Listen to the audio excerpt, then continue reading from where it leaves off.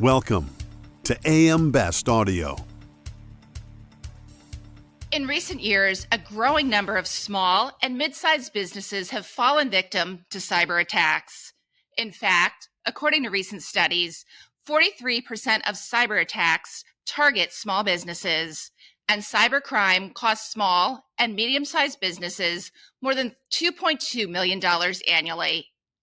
As digital transformation accelerates, these businesses are integrating more technology into their operations, inadvertently expanding their attack surface, thereby spurring the need for more robust cybersecurity strategies, including regular security assessments, employee training, and comprehensive cyber insurance coverage to mitigate risks and ensure resilience against the evolving threat landscape. I'm Lori Chortis for Invest TV. And joining us now to discuss that is Hilario Itriago. He's president of Boxx Insurance USA. Hilario, welcome. It's great to see you again. Thank you so much for joining us. Likewise, Lori. Thank you so much for the invite.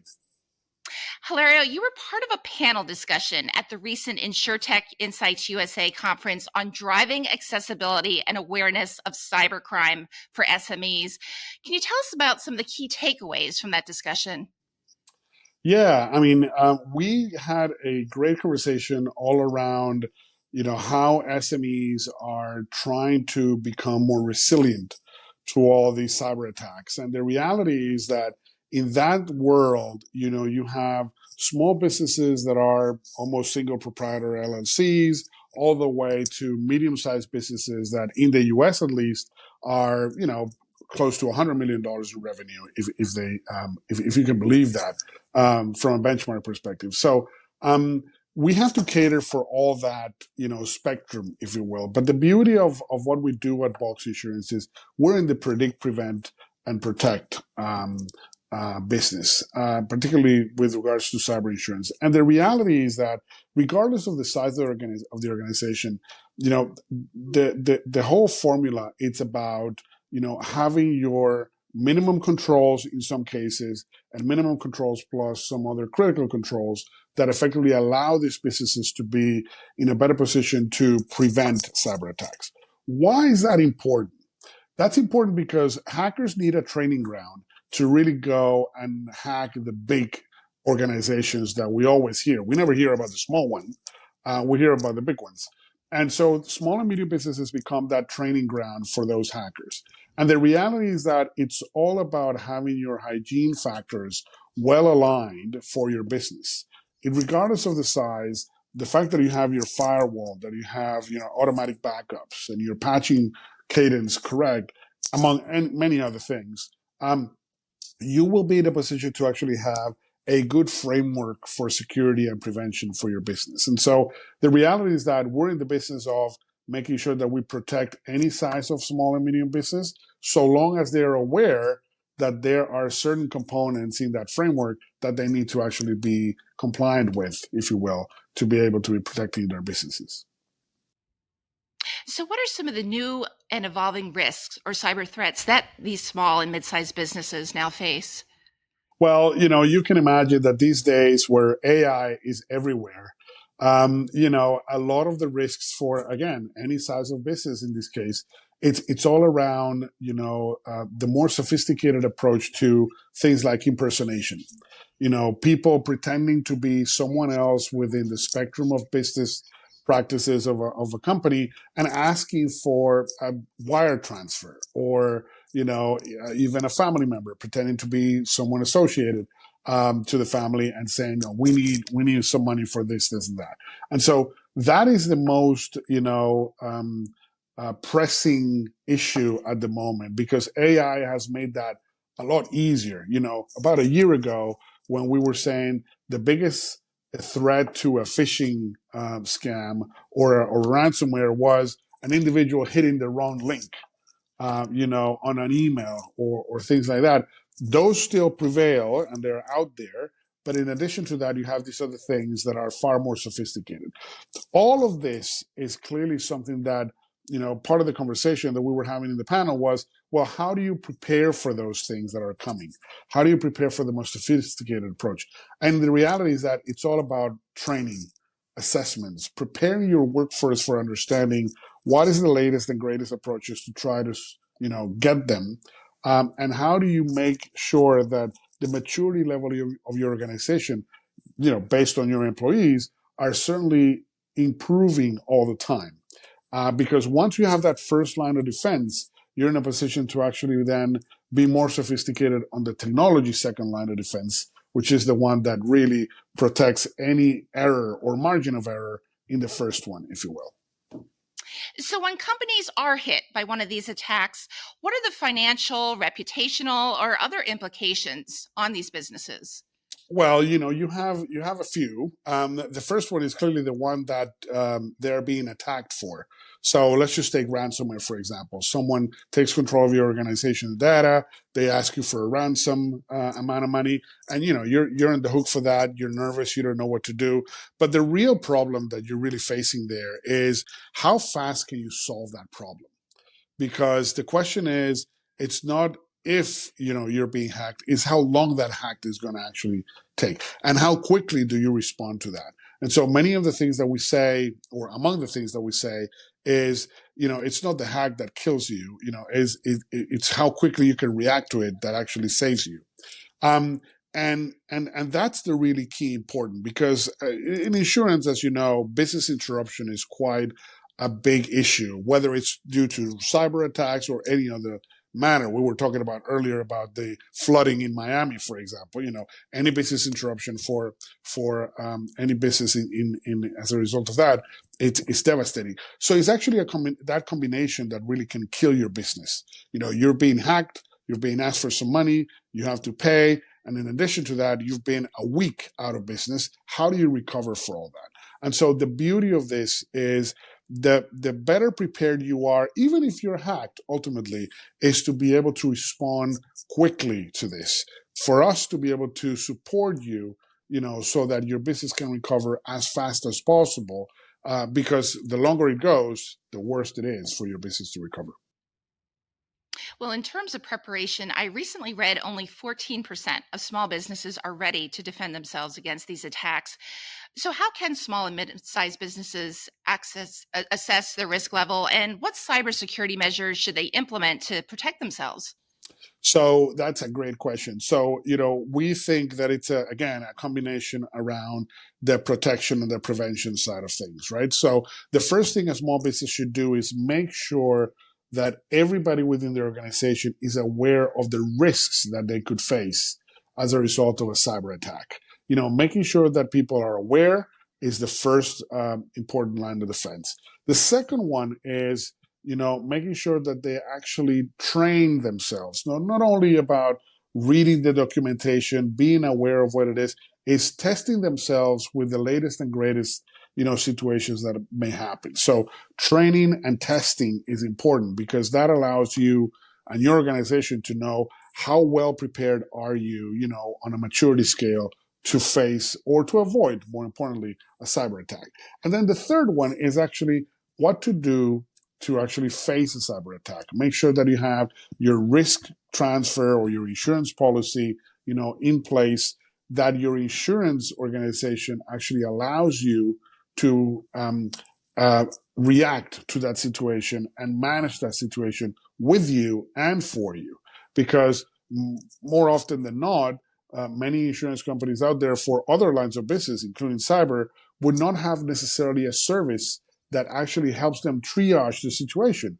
We've seen a very large percentage of the companies that we insured that, when they contact us, that when they contact our Hackbusters line, they realize that actually they haven't been a victim. And in reality, we're in a position to help them avoid, that claim altogether and that bad situation altogether. So, learning, training, and testing are, three important elements for organizations to be very, very well prepared in case they are victims of cyber attack. Absolutely. Customize your data experience. BestLink now offers an interactive company dashboard that provides company-level intelligence in a fast, user-friendly interface featuring interactive tables, charts, and Sparkline performance histories. Customize the dashboard tiles to prioritize the insurer ratings, data, and analytics that best support your workflow. AM Best. Our insight, your advantage. So, what common mistakes do small or mid-sized companies make when creating cybersecurity incident response plans? Oh, well, the first one is that doesn't happen to me. That's the typical, right? It happens to everyone else. It doesn't happen to me. And so the first big mistake is, I'm so small, nobody's going to pay attention to me. Therefore, I don't prepare. Number two is they don't necessarily think of the different scenarios that cyber can actually compromise their business. So in other words, the point we were making earlier, be aware of how these people try to phish you. Be aware of how these people are using the latest impersonation techniques to try to get you. Be aware that your business, as small as it might be a part of a pool of businesses that hackers are targeting to make a large bag of money out of. And then, the most important thing is that your critical controls are less than you think necessarily from an investment perspective. So in many ways, small and medium businesses says, I don't go there because it's going to cost me so much money that I don't need to do. Well, the reality is that it's not so much about how much money is going to cost you, which could be not that much ultimately, because what you need to have is a set of base business practices that allow you to have what we would call minimum controls to be insurable. And if you are not insurable, don't say that you're not going to be protecting yourself, because risk management is something that it can actively execute even without a policy. So we love to actually say to small businesses, you have to have your best practices in place, even if the first or the second year you're not insurable yet, but you're in the path to insurability, and people can help you get into that path either faster or sooner so you can actually get your actual insurance in place. Well, speaking of insurance, what role does cyber insurance play in a comprehensive cybersecurity strategy for small and mid-sized businesses? And what are some of the common misperceptions or misconceptions about the coverage among business owners? Well, there's a few. One is, cyber is a far more comprehensive product than people actually think for their business. Why is that? Because typically we've been used to get the traditional insurance for our business that it's all about the physical world, the analog world.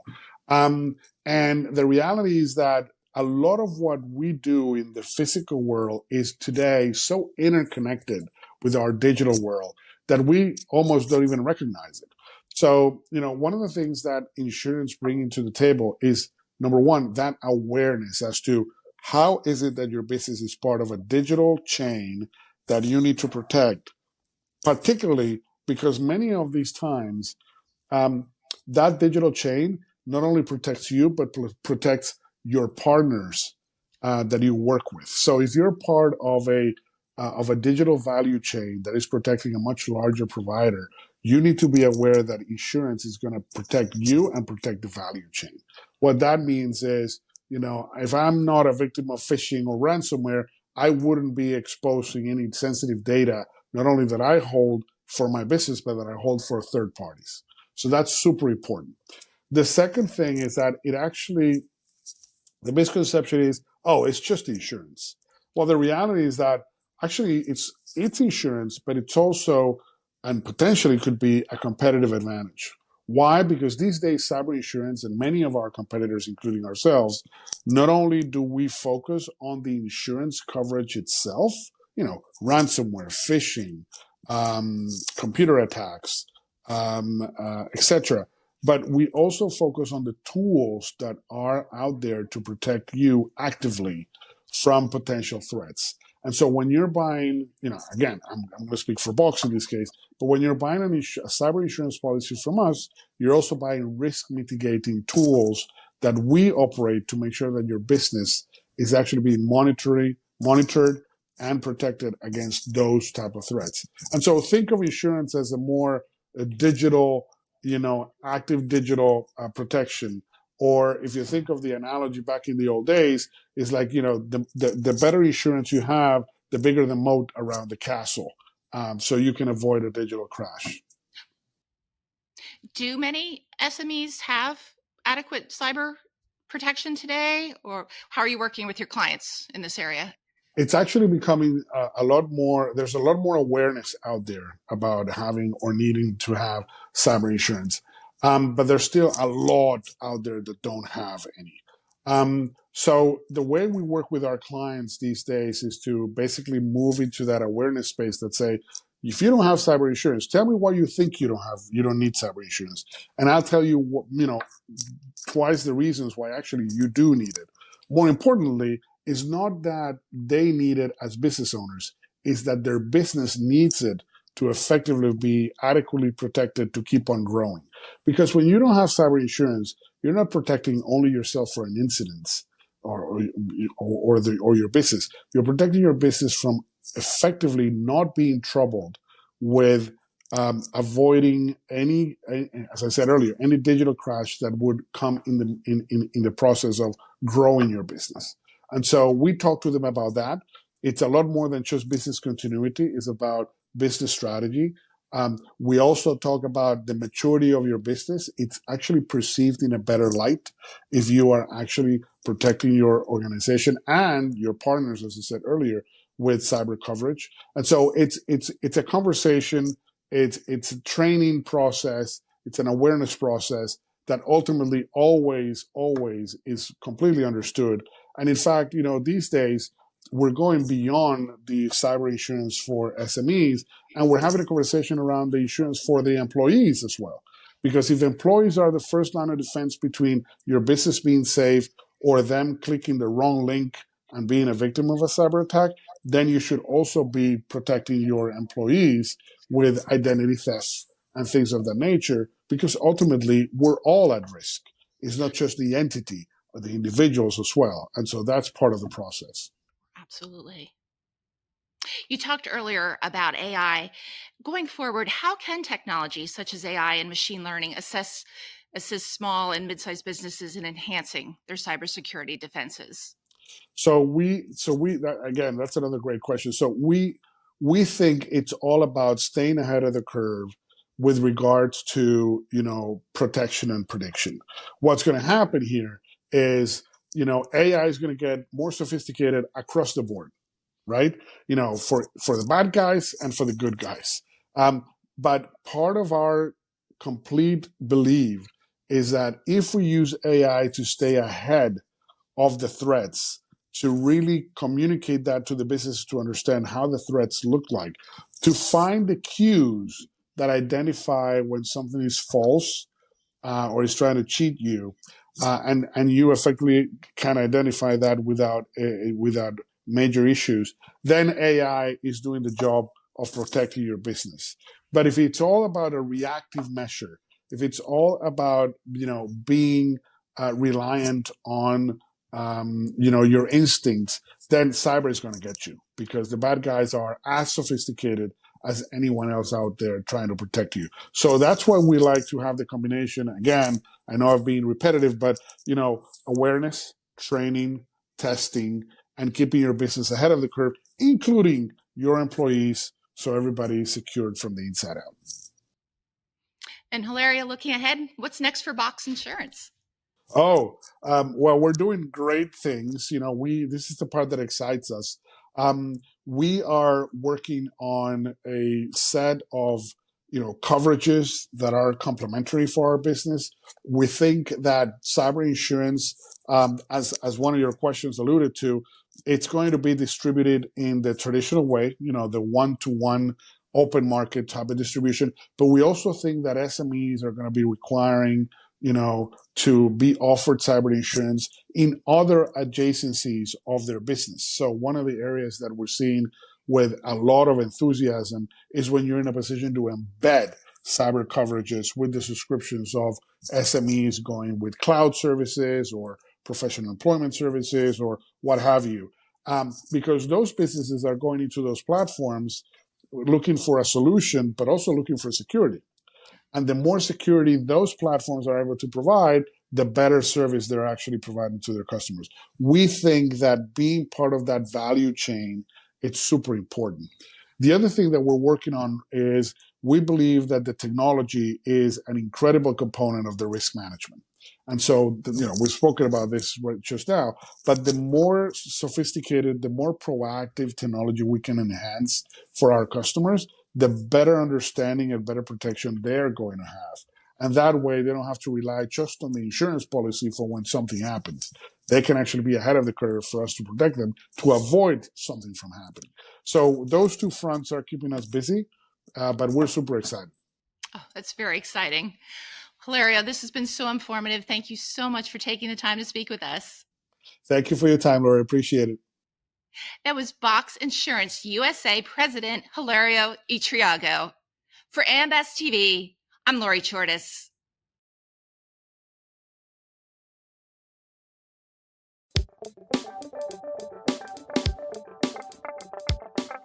Looking to get the full attention of the insurance industry? We have the platforms that will do just that. Whether it be AMBest TV, AMBest Audio, Best Review Magazine, or Best Day. Find out more by calling AMBest Advertising Sales at 908-439-2200, extension 5399, and have a great day.